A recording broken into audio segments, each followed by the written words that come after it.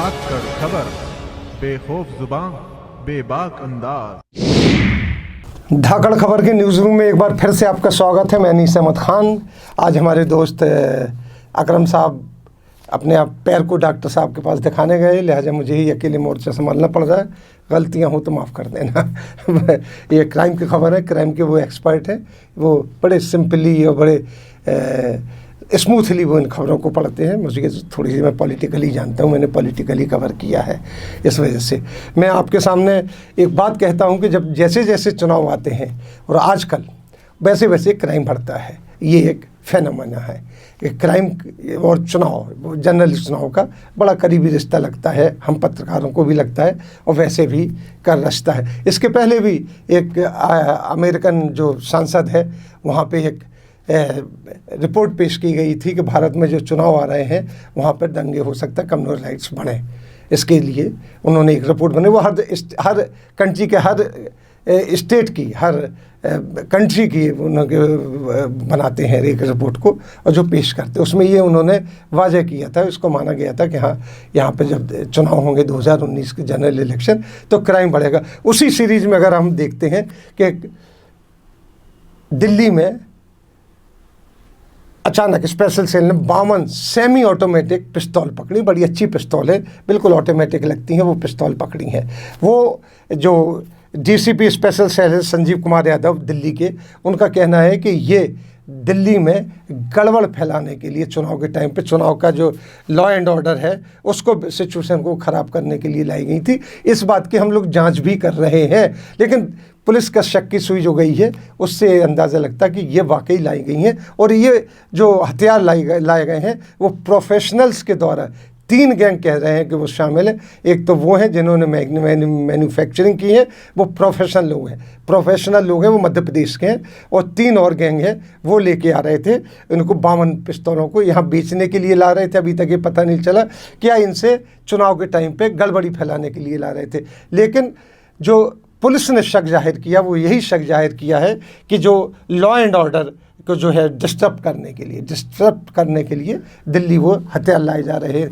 ये पहली बार नहीं पकड़े गए हैं ऐसे, ये अक्सर चुनाव में पकड़े जाते हैं। अभी जब मोदी जी की एक प्रदेश में चुनाव सभा हो रही थी तो वहाँ पर कई करोड़ों रुपए कार में पकड़े गए, रखे हुए उनकी चुनाव की सभा में। वो कार भी भाजपा की ही किसी आदमी की थी। इसी तरीके से अब अगर देखा जाएगा जो ये हथियारों का आना जाना दिल्ली में भी बढ़ गया है और देश के कई और इलाकों में बढ़ गया है। ये चुनाव के टाइम पे ही हो रहा है और ये शक किया जा रहा है कि चुनाव में, क्योंकि ये माना जा रहा है, आप ये देख लीजिए, आपके बुलंदशहर से सिलसिला शुरू हुआ था लेकिन वो रुकता गया, नहीं हो रहा है।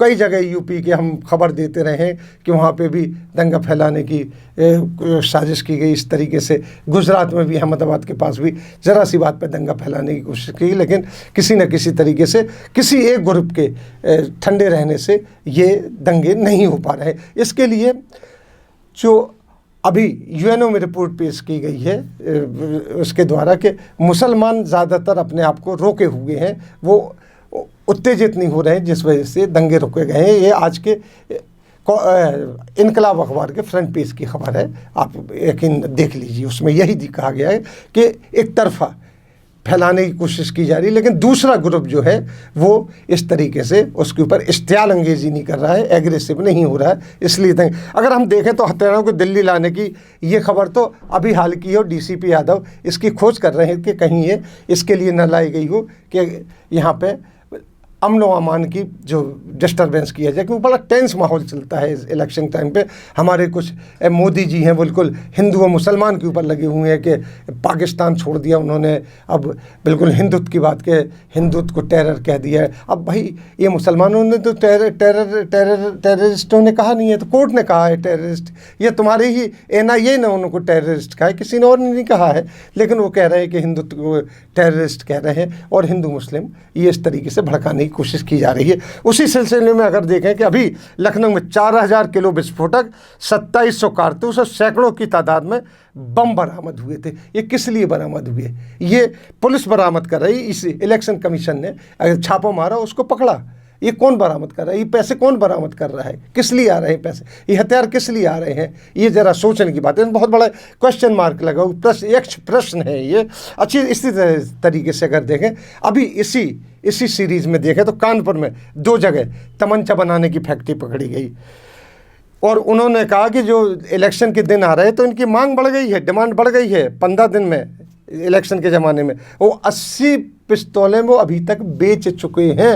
इलेक्शन के ज़माने में ही उनकी डिमांड क्यों बढ़ी? अगर क्रिमिनल खरीद रहे होते तो उनके लिए तो 24 घंटे साल भर 365 दिन डिमांड रहती है, वो क्यों नहीं खरीद रहे? तो ये सिर्फ साजिश की तरीके से हो रही है। इसी के पहले कुछ दिन पहले थाने में वैभव रावत जो एक आरएसएस के कार्यकर्ता थे, उनके यहाँ से एक हथियारों का जखीरा पकड़ा गया था। बड़वानी जो मध्य प्रदेश में, वहाँ से बीजेपी नगर पालिका अध्यक्ष संजय यादव के घर से हथियार पकड़े गए। ये खबरें आप ये देख रहे हैं कि इस तरीके से खबरें ये आ रही है, ऑथेंटिक खबरें। जो पकड़े गए हैं, जिनका इंदराज है पुलिस के रजिस्टर में, वो उन हथियारों की बात कर रहे हैं। जो छुपा हुआ चल रहा है उसकी बात हम नहीं कर रहे। तो एक क्या क्या आपको साबित करती हैं ये, क्या कि ये प्रजातंत्र जो दुनिया का सबसे बड़ा प्रजातंत्र है, उसका इलेक्शन अब पिस्तौलों के जरिए होगा, उसका इलेक्शन हिंदू मुस्लिम के ऊपर होगा, उसका इलेक्शन दंगों के ऊपर होगा, जो चुन के आएगा कि वो लाशों के ऊपर चुन के आएंगे। इन सवालों के जवाब क्या है? आप चुनाव करा रहे हैं, चुनाव लड़ रहे हैं कि गुंडागिर्दी हो रही है यहाँ पे, जो इस तरीके से पुलिस जखीरे के जखीरे पकड़े जा रहे हैं। क्यों पकड़े? और ज़्यादातर आप देखिए कि इनमें इन्वॉल्व, या तो आपको हमने बताया कि जैसे बड़वानी का नगर पालिका, बीजेपी के नगर पालिका अध्यक्ष हैं, और यहाँ दिल्ली में जो पकड़े गए हैं, दिल्ली में चूँकि यहाँ सरकार नहीं है किसी की, लेकिन डीसीपी यादव ये कह रहे हैं कि ये अमन अमान ख़राब करने के लिए दिल्ली के ये जो 52 जो पिस्तौलें हैं, बिल्कुल ऑटोमेटिक, अगर उनको देखें आप, उनके बिल्कुल लगती हैं जो फॉरेन मेड है, वो लाई जा रही, तो प्रोफेशनल बना रहे हैं। इस तरीके से क्या करना चाहते हैं? किस तरीके का चुनाव ये हो रहा है? वो इश्तियाल अंगेजी, आप ये देखिए, अमित शाह किस तरीके के भाषण दे रहे हैं, मोदी जी किस तरीके से भाषण दे रहे हैं, उनको योगी किस तरीके से कह रहे हैं कि ये सेना हमारी है, वो भी इश्तियाल अंगेजी कर रहे हैं। उनको योगी ने बुलंदशहर में कहा ही था कि हमें पुलिस वाला मत जो मरा है उसकी फिक्र नहीं, हमें गाय की फिक्र है। गाय के नाम पे दंगे हो रहे हैं, किसी भी चीज़ के नाम से बड़े छुरी की धार पे चल रहा है पूरा देश के, कभी दंगे भड़का दिए जाए।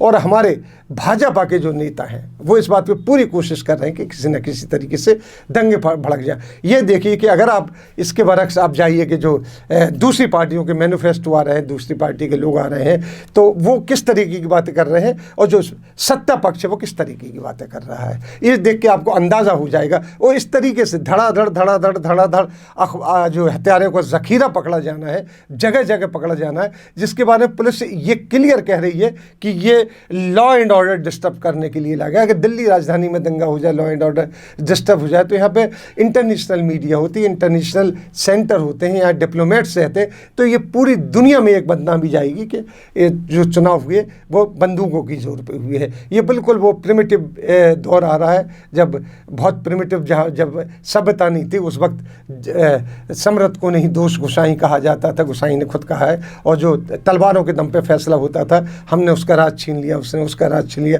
युद्ध में ही ज़िंदगी कटती थी, युद्ध के पैसे से ही लोग वक्त पेट भरते थे, वही दौर आ रहा है।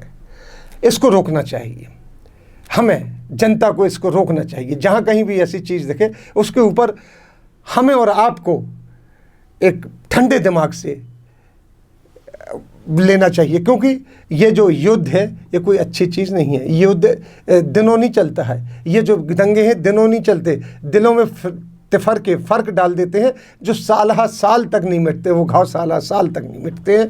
जो लोग आज भी मुजफ्फरनगर में सड़कों पे आ गए थे दंगे के बाद, वो आज भी सड़कों पे बैठे हुए हैं। जो गुजरात में छोटी छोटी घेटोज़ में आ गए थे, वो आज भी घेटोज़ में बैठे हुए। पूरी देश की समृद्धि रुक जाती है, तरक्की रुक जाती है, डेवलपमेंट रुक जाता है।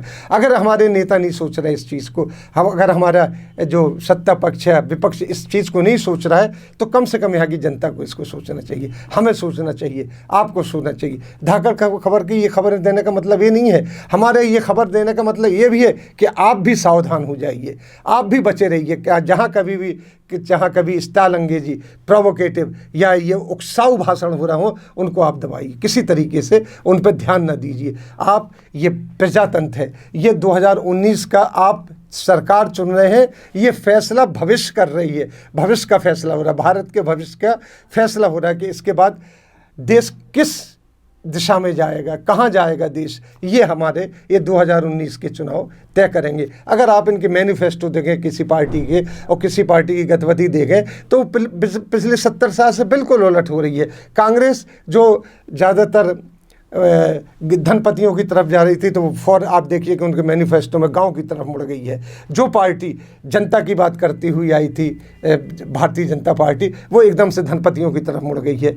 और कोई भी छोटी मोटी पार्टी है, इनका बिल्कुल स्वरूप पूरा बदल गया है। लिहाजा ये 2019 का जो चुनाव है, ये भारत का भविष्य, हमारा भविष्य, हमारी नौजवान पीढ़ी का भविष्य, हमारे आने वाले बच्चों का भविष्य, हमारी शिक्षा का भविष्य, हमारे देश का भविष्य, हमारी मान जो विदेशों में है कि हम इतने भारत दुनिया के सबसे बड़े प्रजातंत्र थे, उसकी परीक्षा की घड़ी है 2019। लिहाजा आपसे ये बिल्कुल विनती जैसी बात कर रहा हूँ, विनती कर रहा हूँ कि इस मौके पे आप शांतिपूर्ण ढंग से, बिल्कुल बहकावे में ना आइए। जो हम लोग आपको खबरें दे रहे हैं कि ये कहीं ना कहीं भड़काऊ चीज़ें हैं, इतने हथियार आना जगह जगह, इनको रोकिए, इन पे ध्यान ना दीजिए और आप प्रजातंत्र की रक्षा कीजिए।